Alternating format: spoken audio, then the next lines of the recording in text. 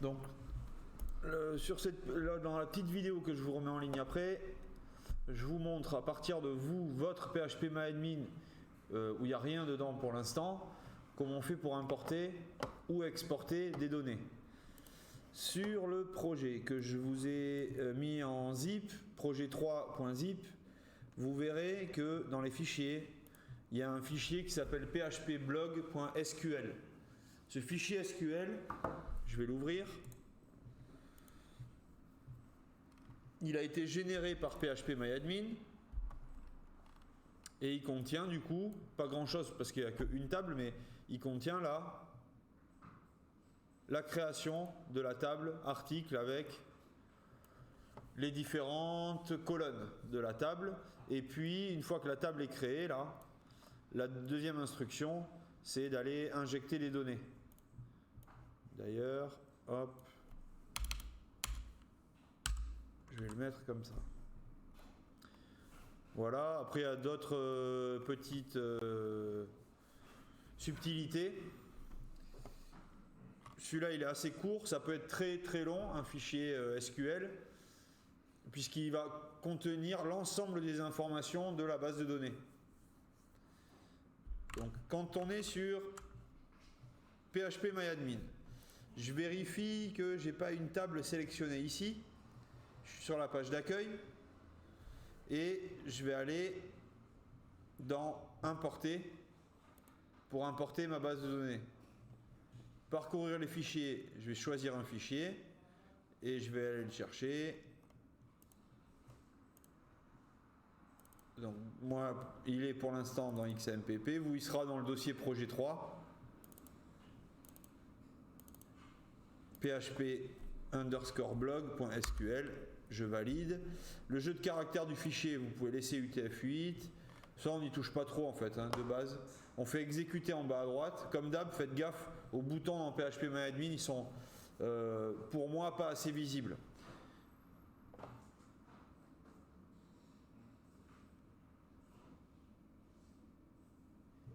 Ok. Hop. J'arrive, je reviens dessus. Ok.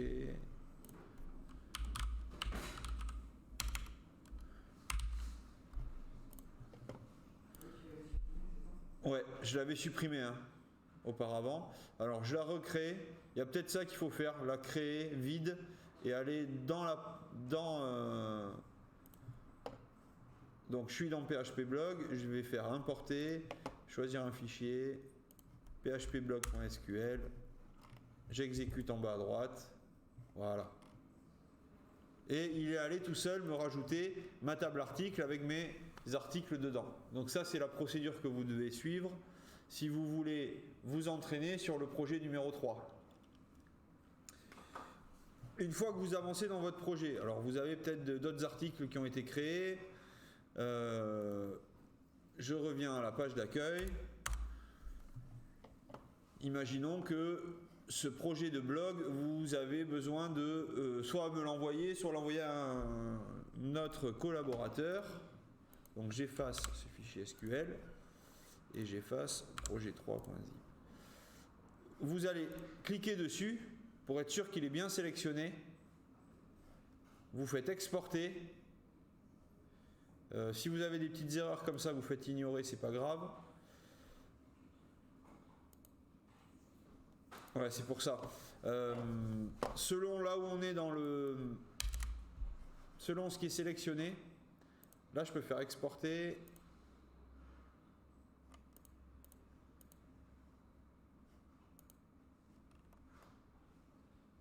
Donc on va cliquer dessus, exporter. Pour les erreurs, c'est pas grave. Et on fait exécuter. Il m'a téléchargé un fichier SQL automatiquement. J'ai rien touché. Ce que je vous conseille de faire sur les projets, c'est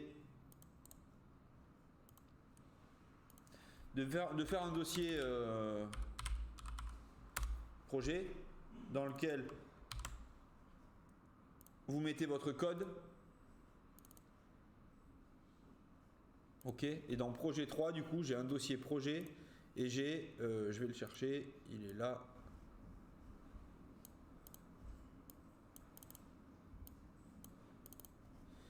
Mon fichier SQL. Pourquoi? Parce que tout simplement, c'est pas un fichier du projet, c'est un export de données. Donc il n'a pas besoin d'être dans votre projet. Et quand vous allez zipper tout ça, donc là vous avez un projet 3.zip, et ce projet 3.zip, quand vous l'ouvrez, on voit bien qu'il y a le projet et qu'il y a du SQL. Bon, la personne à qui vous l'envoyez, elle sera au courant normalement, mais on ne sait jamais. Là, avec cette méthode, vous êtes sûr de ne pas oublier le fichier SQL avec les données de la base de données. Et donc ça, hop, je vous le remets en ligne. Non, pas ici. Je vous le remets en ligne sur le Discord.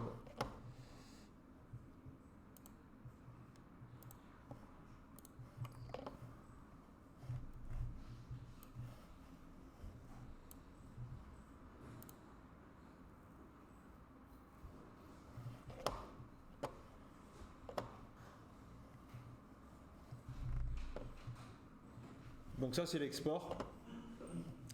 Import et export d'une base de données. On peut aller, si on clique sur une table, donc sur la table article, exporter ici juste une table. Exportation des lignes de la table article. Si je fais exporter là, je vais avoir article.sql, et si je l'ouvre dans mon Visual Studio,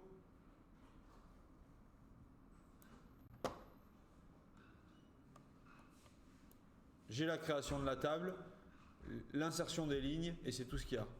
C'est presque la même chose que le... Ah oui, tout a été perdu. C'est presque la même chose que phpblog.sql, sauf que là, il n'y a que la table article. Si on avait plusieurs tables, vous bossez à plusieurs, quelqu'un a besoin d'aller faire une mise à jour d'une seule table, la table des utilisateurs par exemple. À ce moment-là, vous lui filez que la table.